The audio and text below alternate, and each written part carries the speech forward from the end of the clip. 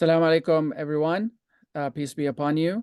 This is Bassem Shaban, Executive Director of American Islam, and we're with you for another story as part of the 101 Muslim Stories, introducing the world to members of the Muslim community who are special in their stories of becoming a new Muslim or very active in their community. And today we have the honor and pleasure to have Brother Flavio, who has a very interesting story to share with us. And we met him a few weeks ago, and we definitely wanted him to be part of this show and podcast. So, Brother Flavio, thank you very much for joining us today. My pleasure. Thank you, brother. Alhamdulillah. So tell us your intriguing story of how you came into Islam. Oh, yes. So it's been like I started becoming a Muslim at around 15 or 16 years old. And since then, I just did my best how to progress more and be a more devoted Muslim. I don't have like idea about religion before until that time. I mean, I was considering myself a Muslim, like most of Albanians, but I never practiced anything or let's say fasting or praying, or I don't know anything about that. So during these years, when I was like maybe 12, I think, my mom mostly, I mean, now she understands everything, alhamdulillah, but at the time it was this propaganda about everything what was happening in America. And she said like, oh, if my son goes to a mosque or something, maybe he's going to learn bad things, you know? So the information was very limited and they're just listening to TV. And oh, so to protect my son, she said, I'm gonna send him to the church. They seem like different, you know, like more, let's say, they don't have problems with like wars or anything. So I didn't, at that age, I didn't mind. I said, okay, fine. I mean, whatever. And she said, oh, so you can learn English. So I went to the church and we started learning the Bible, and I got baptized also. And I was going every Sunday, and I was doing the, I don't know how you call it, I don't remember now, the bread and the wine. Yeah. Sure. And this is in Thing is that Albania or in America? in Albania, Albania, okay. Yeah, yeah. So this was happening in Albania. I was staying with my like, Christian friends and families there. And the thing is that I'm a kind of person that I ask questions. You know, that's the thing. For example, if we have a conversation for whatever, I'm going to ask different questions. So I'm a little bit skeptical, you know?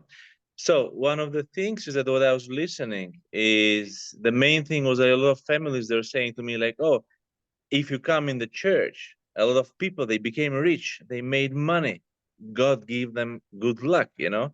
So I was thinking like, wait, so, okay, I'm going to try. If I don't make any money, what does it mean? I'm not going to go anymore. Then I'm going to be disappointed. So this is the thing.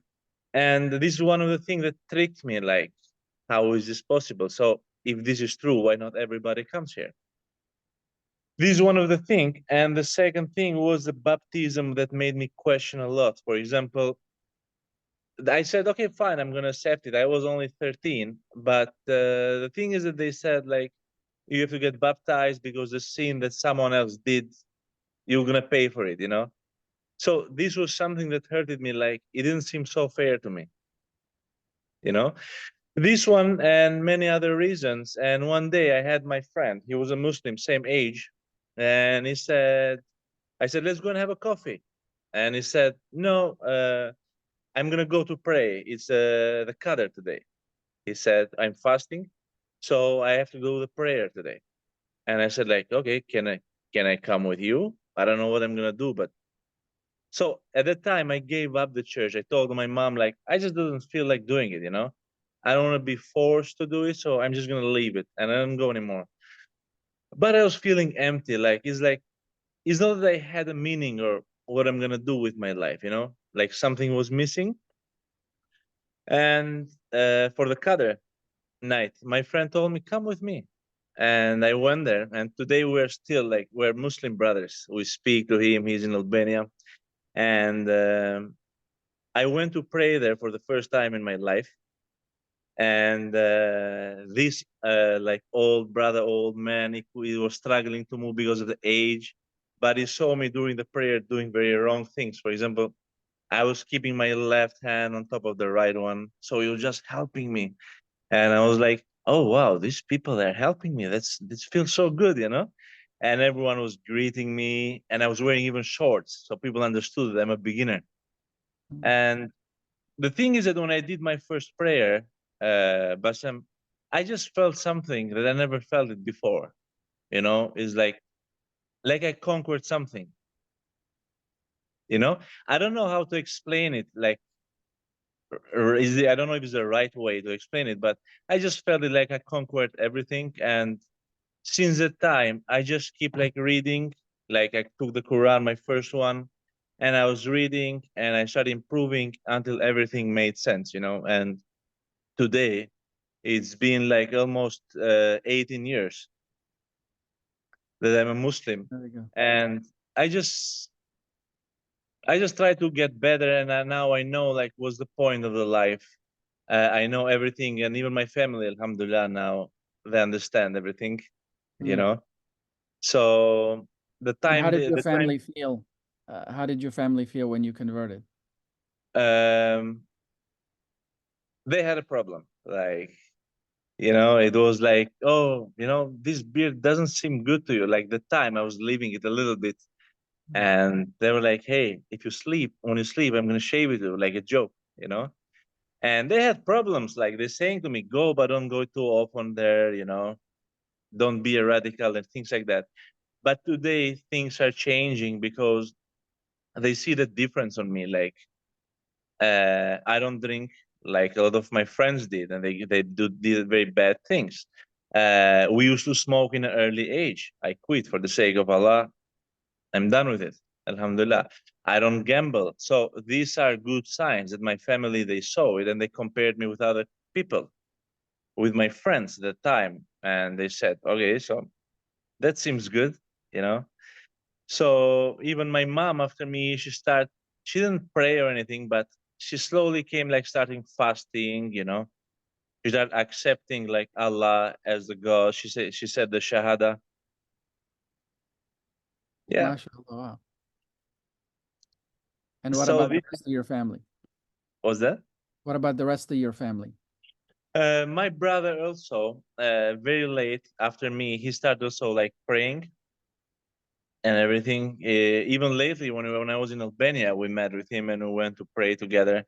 So it's been a big change, like on everything. Like it's just the lifestyle and the high standards we have. Like, you know, for the praying, like when you pray, like you have to be clean, you have to do this, all Mhm. of these things. They made too much sense to me and to also to my family. So, Alhamdulillah, now since then, Alhamdulillah. So now tell us about your life in America. You live in Orlando, I live in Orlando. Yeah, yeah, yeah. Like, and yeah. what's your family structure and what kind of work do you do? For now, I work as a plumber. Okay. Yeah, and my family here, I live with my wife, and I'm new here in the United States. And now, most of the things I'm showing is that I'm trying to work more with my friends that I have in Albania because they don't know that here we have a Muslim community. Mm, So every time I go to mosque, I show to them like how the Muslim community here is growing. very good. You know? And what's the situation in Albania, even when you converted, and now, between Muslims and Christians? You mean like in the amount of people, or? No, in the relationship they have with each other, because we hear about problems and so on. Uh, to be fair, we never had problems. Like, for example, me, I have people like very good friends, like Christian Orthodox, and like we go fine. We don't have a problem. Like they respect my beliefs. I respect their beliefs, Mhm. and my friend even converted from my good friend from Orthodox Christian. He just read one time Quran, only one time. When he read the verse like not another religion is going to be accepted except Islam. And it was like, oh, I'm going to do it. So we don't have any problem. Like it's a different situation there. Like we have like peace. We don't have like hate for each other. We don't have that. Good. So it's like every country, the people can get along. It's the politicians that can't get along. Yeah, if I say something, if you turn off the TV and if you stop listening the propaganda and the media, all of these things, everything is fine. Like I see here in America might be a bit different. But as soon as, for example, my friends, they had some thinking like bad things for Islam before, but I said, wait, instead of listening this person, what it says about Islam, just read the book, what it says, you know? And that made a very different, like they changed the mindset of the people, you know? All right, very good. Well, brother Flavio, thank you very much for sharing your story, and It was a pleasure. we're very proud of what you've accomplished so far, and that you're here in the United States, and you'll be a great contributor to the Muslim community. Thank you. Thank you. I pray it was a pleasure. Thank you Thank very you much. very much. Thank May you. Allah bless you. Thank you. May Allah bless you as well. So, Amen. viewers, thank you very much for listening, and please subscribe to the YouTube channel.